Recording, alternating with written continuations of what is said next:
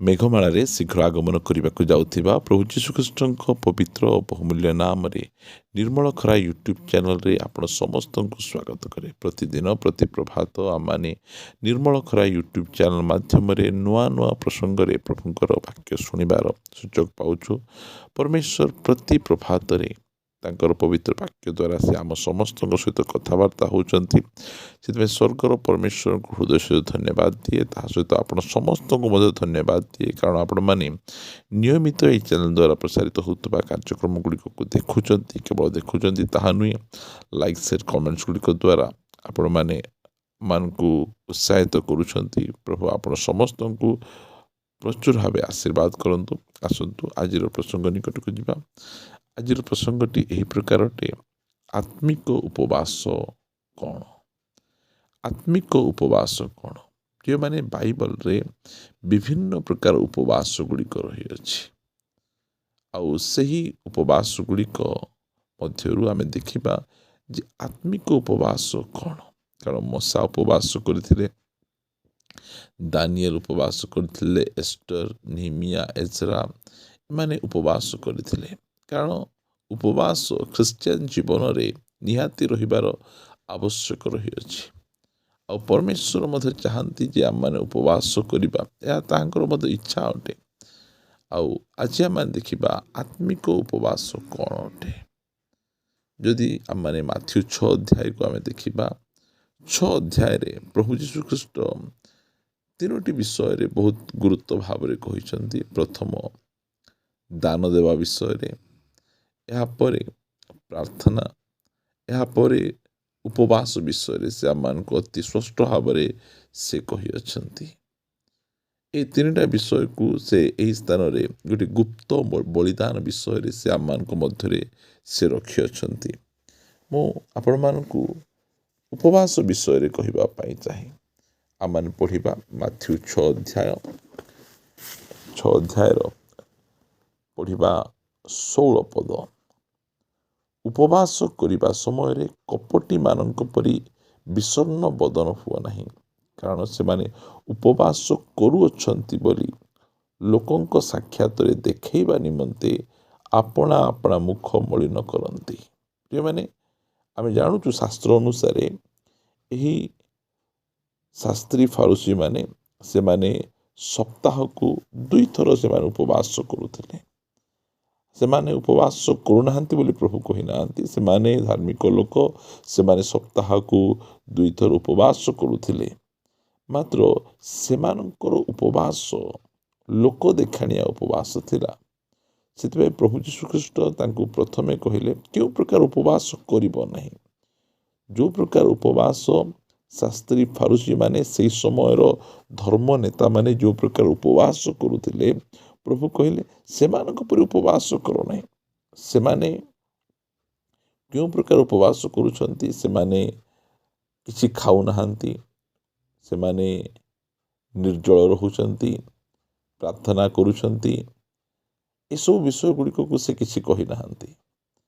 ମାତ୍ର ସେମାନେ ଉପବାସ କରୁଥିବା ସମୟରେ ସେମାନେ ଲୋକ ଦେଖାଇବା ପାଇଁ ଉପବାସ କରିବା ସମୟରେ କପଟୀମାନଙ୍କ ପରି ବିଷଣ୍ଣ ବଦନ ହୁଅ ନାହିଁ, କାରଣ ସେମାନେ ଉପବାସ କରୁଅଛନ୍ତି ବୋଲି ଲୋକଙ୍କ ସାକ୍ଷାତରେ ଦେଖାଯିବା ନିମନ୍ତେ ଆପଣା ଆପଣା ମୁଖ ମଳିନ କରନ୍ତି।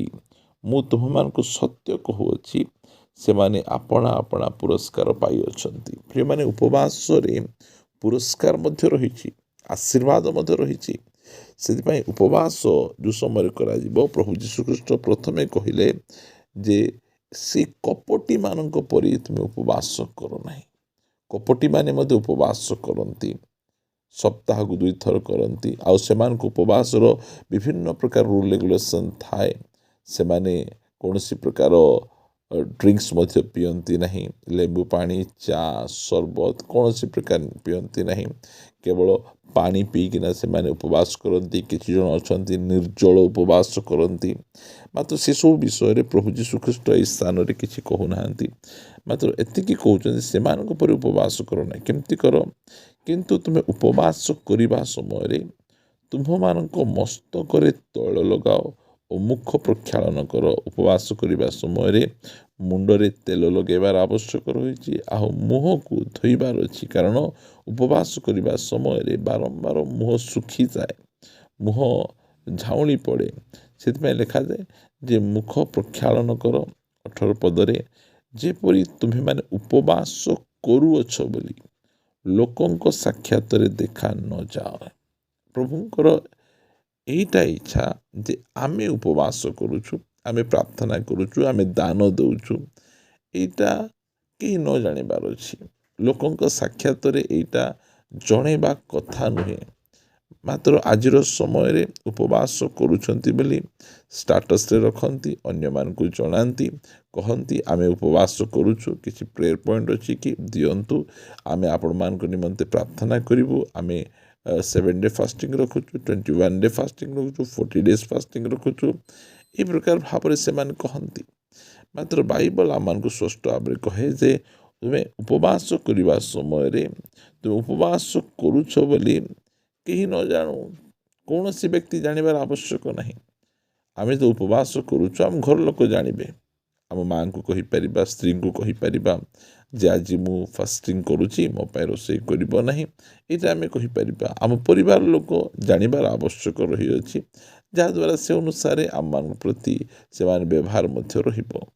ମାତ୍ର ବାହାର ଲୋକ ଯେଉଁମାନେ ବାହାରେ ରହୁଅଛନ୍ତି ସେମାନେ ଆମମାନଙ୍କ ଉପବାସ ବିଷୟରେ ନ ଜାଣିବାଟା ଭଲ, କାରଣ ଅନେକ ଜଣ ଉପବାସ କରୁଛନ୍ତି ବୋଲି ଅନେକଙ୍କୁ ଜଣାନ୍ତି, କାରଣ ସେମାନେ ଯେ ପ୍ରକାର କି ସେମାନଙ୍କ ସାକ୍ଷାତରେ ଗୋଟିଏ ଉତ୍ତମ ଆତ୍ମିକ ଧାର୍ମିକ ପବିତ୍ର ବ୍ୟକ୍ତି ବୋଲି ଯେ ପ୍ରକାର କି ଜଣାଯିବେ, ଏଇଥିପାଇଁ ସେମାନେ ଏସବୁ ଗୁଡ଼ିକ କରିଥାନ୍ତି। ମାତ୍ର ଯେଉଁ ସ୍ପିରିଚୁଆଲ ଫାଷ୍ଟିଂ, ଯେଉଁ ଆତ୍ମିକ ଉପବାସ ରହିଛି, ଏ ଆତ୍ମିକ ଉପବାସ କ'ଣ ଅଟେ କାହାକୁ ଜଣାଉ ନାହିଁ, ବରଂ ଗୋପନରେ ଥିବା ତୁମ୍ଭମାନଙ୍କ ପିତାଙ୍କ ସାକ୍ଷାତରେ ଦେଖାଯାଅ।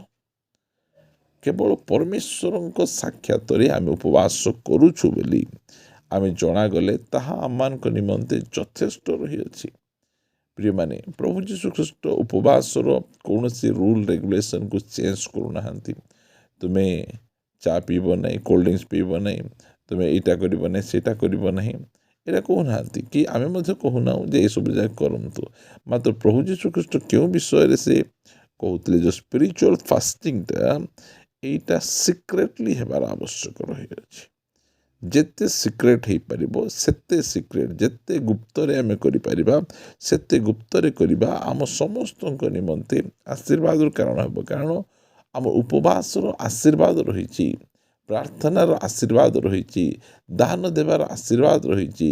ସେଥିପାଇଁ ପ୍ରଭୁ ଆମକୁ ଏଇସବୁ ବିଷୟ ଗୁଡ଼ିକ ଜଣାଉଛନ୍ତି। ଯଦି ତୁମେ ସ୍ପିରିଚୁଆଲ ଫାଷ୍ଟିଂ କରିବା ପାଇଁ ଚାହୁଁଛ, ତାହେଲେ ତୁମକୁ ଗୋପନରେ କରିବାର ଅଛି। ତୁମେ ଉପବାସ କରୁଛ ବୋଲି କେହି ନ ଜାଣିବାର ଅଛି। ପ୍ରିୟମାନେ, ଆମେ ଏ ପ୍ରକାର ଗୋଟେ ସମୟରେ ବାସ କରୁଛୁ ଯେ ଆମମାନେ ଯାହା ବି କଲେ ଆମେ ସୋସିଆଲ ମିଡ଼ିଆରେ ସେ ସବୁ ଗୁଡ଼ିକକୁ ଜଣାଉଛୁ, ସାଙ୍ଗସାଥି ଜାଣୁଛନ୍ତି, ଏ ପ୍ରକାର ପରିସ୍ଥିତି। ମାତ୍ର ଆମର ଫାଷ୍ଟିଂଟା ସିକ୍ରେଟ ହେବାର ଆବଶ୍ୟକ ରହିଅଛି, ଗୁପ୍ତରେ ହେବାର ଆବଶ୍ୟକ ରହିଛି। ଏହା ପରମେଶ୍ୱର ଚାହୁଁଛନ୍ତି। ସେଥିପାଇଁ ଆମେ ଯେଉଁ ସମୟରେ ମଧ୍ୟ ଆମେ ଉପବାସ କରୁଛୁ, ଆମେ ଧ୍ୟାନ ରଖିବା ଯେ ଆମେ ଉପବାସ କରୁଛୁ ବୋଲି କେହି ନ ଜାଣିବାର ଆବଶ୍ୟକ ରହିଅଛି।